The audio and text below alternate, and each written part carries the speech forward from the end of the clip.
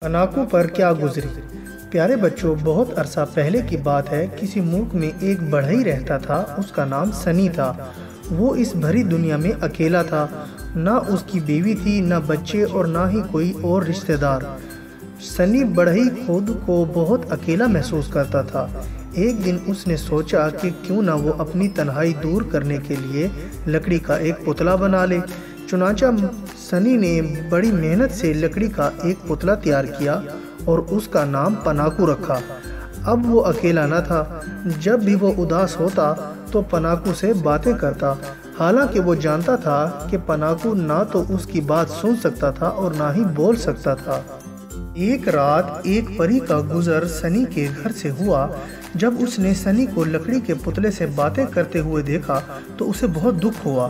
جو ہی سنی پناکو کو میز پر چھوڑ کر سونے کے لیے گیا، پری نے اپنے جادو سے پناکو کو ایک جیتا جاگتا انسانی پتلا بنا دیا اور وہاں سے چلی گئی۔ اب پناکو بھی سن اور بول سکتا تھا۔ اگلے دن جب سنی پناکو کے پاس گیا تو اسے زندہ دیکھ کر حیران رہ گیا۔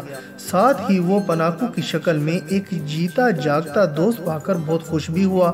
اب تو سنی کے شب و روز پناکو کے ساتھ گزرنے لگے اور وہ اسے بہت پیار کرنے لگا۔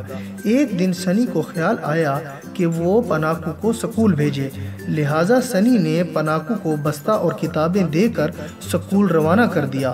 سکول جاتے ہوئے پناکو کا گزر ایک میلے سے ہوا۔ جب اس نے میلے کی رونق دیکھی تو وہ سکول جانے کی بجائے میلے میں چلا گیا۔ میلے میں ایک آدمی نے جب چلتے پھرتے پتلے کو دیکھا تو وہ بھی حیران رہ گیا۔ اس نے پناکو سے کہا کہ وہ یہاں سے چلا جائے، نہیں تو کوئی شرارتی انسان اسے نقصان پہنچا دے گا۔ آدمی نے پناکو کو کچھ سونے کے سکے بھی دیے۔ پناکو سکے پا کر بہت خوش ہوا۔ راستے میں پناکو کی ملاقات ایک ننھے ٹڈے سے ہوئی۔ ٹڈے کو پناکو اتنا اچھا لگا کہ فوراً اس نے اس سے دوستی کر لی۔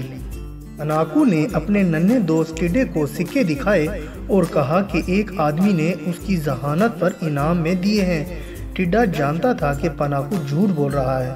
اس نے پناکو کو سمجھایا کہ وہ جھوٹ نہ بولے ورنہ نقصان اٹھائے گا، مگر پناکو نے اس کی بات پر دھیان نہ دیا۔ واپسی پر پناکو کو ایک بلی ملی۔ وہ بڑی چالاک تھی اور عیار بھی تھی۔ پناکو نے بلی کو بھی بتایا کہ ایک آدمی نے اس کی ذہانت پر اسے ڈھیروں سکے انعام میں دیے ہیں۔ بلی نے وہ سکے پناکو سے ہتھیانے کا منصوبہ بنا لیا۔ پہلے بلی پناکو کو بھلا پھسلا کر ایک ہوٹل میں لے گئی۔ وہاں بلی نے ڈھیروں کھانا منگوا کر کھا لیا اور پناکو کو اپنی عیاری سے باتوں میں لگا لیا۔ پناکو اس کی باتوں میں اتنا مگن تھا کہ جب بلی ہوشیاری سے وہاں سے غائب ہو گئی تو اسے خبر بھی نہ ہوئی۔ نتیجے میں پناکو کو ہوٹل کا سارا بل ادا کرنا پڑا۔ بیچارہ پناکو ہوٹل سے نکل کر کچھ ہی دور گیا تھا کہ بلی نے اپنے چند ساتھیوں کے ساتھ مل کر اسے پکڑ لیا اور باقی کے سکے بھی چھین کر اسے ایک درخت سے باندھ کر لٹکا دیا۔ بیچارہ پناکو ساری رات شدید سردی میں درخت سے بندھا رہا۔ ساتھ ہی اسے بہت دکھ تھا کہ بلی اس کے سارے سکے بھی لے گئی ہے۔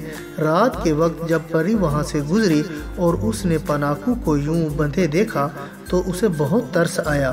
اس نے اسے درخت سے اتار کر گھر پہنچایا۔ سردی کی وجہ سے پناکو کو بہت بخار ہو گیا تھا۔ سنی بہت پریشان ہوا اور جلدی سے ڈاکٹر کو بلا لایا۔ ڈاکٹر نے پناکو کو دوا دی، مگر پناکو کا دوا کھانے کو دل نہیں چاہ رہا تھا۔ اس نے چپکے سے دوا پھینک دی۔ اگلے روز جب ڈاکٹر نے پناکو کو دوبارہ دیکھا تو اس کا بخار ویسا کا ویسا ہی تھا۔ ڈاکٹر نے اس سے دوا کے بارے میں پوچھا تو پناکو نے جھوٹ بولا کہ اس نے دوائی کھائی تھی۔ جھوٹ بولنے کی وجہ سے اس کی ناک لمبی ہو گئی، جس پر ڈاکٹر اور سنی حیران رہ گئے۔ جب پناکو کا بخار اتر گیا تو سنی نے اسے دوبارہ سکول بھیج دیا۔ اتفاق سے پناکو کو راستے میں ایک شریر لڑکا مل گیا جو اسے سکول لے جانے کی بجائے پھر سے میلے میں لے گیا۔ جب پناکو گھر واپس آیا تو اس نے سنی سے جھوٹ بولا کہ وہ سکول سے آ رہا ہے۔ سنی بیچارے نے پناکو کی بات کا یقین کر لیا، مگر پناکو کو جھوٹ بولنے کی سزا ملی اور اس کے کان لمبے ہونا شروع ہو گئے۔ یہ اسے تب پتہ چلا جب وہ سونے سے پہلے ٹب میں پانی لے کر منہ ہاتھ دھونے لگا۔ پناکو سخت پریشان ہوا، مگر آہستہ آہستہ وہ مکمل طور پر گدھا بن گیا۔ اب وہ سنی کے گھر میں نہیں رہ سکتا تھا، لہٰذا جنگلوں میں نکل گیا۔ ایک دن کچھ شریر بچوں نے اسے سمندر میں دھکا دے دیا۔ سمندر میں گرتے ہی پناکو دوبارہ گدھے سے انسانی پتلا بن گیا، مگر مصیبت نے وہاں بھی اس کا ساتھ نہ چھوڑا اور ایک بہت بڑی ویل مچھلی نے اسے نگل لیا۔ مچھلی کے پیٹ میں جا کر وہ بہت رویا، مگر اس نے سنی کو بھی وہاں دیکھا تو بہت خوش ہوا۔ دراصل پناکو کے جانے کے بعد سنی بہت اداس رہنے لگا تھا۔ اس نے اسی اداسی دور کرنے کے لیے دوسرے ملک جانے کا فیصلہ کیا، مگر بحری جہاز طوفان میں پھنس کر ڈوب گیا اور اسے بھی وہی ویل مچھلی نے نگل لیا تھا۔ اب وہ دونوں مچھلی کے پیٹ سے نکلنے کی ترکیب سوچنے لگے۔ آخر کار پناکو نے سنی کو ترکیب بتائی، جس سے سن کر وہ بہت خوش ہوا۔ پناکو نے مچھلی کی ہڈیوں پر اپنے ناخن مارنے زور زور سے شروع کر دیے۔ مچھلی کو اپنے پیٹ میں گڑبڑ محسوس ہوئی اور اس نے ایک زوردار چھینک ماری۔ مچھلی کا منہ کھلتے ہی سنی اور پناکو باہر آ گئے اور تیزی سے ساحل کی طرف تیرنے لگے۔ ساحل پر پہنچ کر دونوں نے سکون کا سانس لیا۔ سنی پناکو کو دوبارہ پا کر بہت خوش تھا، مگر پناکو سنی سے بہت شرمندہ تھا۔ اپنی جھوٹ کی عادت سے اس نے بہت نقصان اٹھایا تھا۔ پناکو نے سنی سے وعدہ کیا کہ وہ دوبارہ کبھی بھی جھوٹ نہیں بولے گا۔ اسی دوران پناکو کو زندہ کرنے والی پری بھی وہاں سے گزری۔ اس نے جب پناکو کو یوں شرمندہ ہوتے ہوئے دیکھا تو وہ بہت خوش ہوئی۔ پناکو نے اس سے بھی جھوٹ نہ بولنے کا وعدہ کیا اور پری نے خوش ہو کر پناکو کو ہو بہو زندہ انسانوں جیسا بنا دیا۔ سنی پناکو کو انسان کی شکل میں پا کر تو اور بھی خوش ہوا۔ اب پناکو دل لگا کر پڑھنے لگا اور وہ دونوں ہنسی خوشی زندگی گزارنے لگے۔ اور بچوں، میں امید کرتا ہوں کہ آپ کو میری یہ کہانی پسند آئی ہوگی اور آپ اس کو لائک، شیئر اور کمنٹس بھی کریں گے۔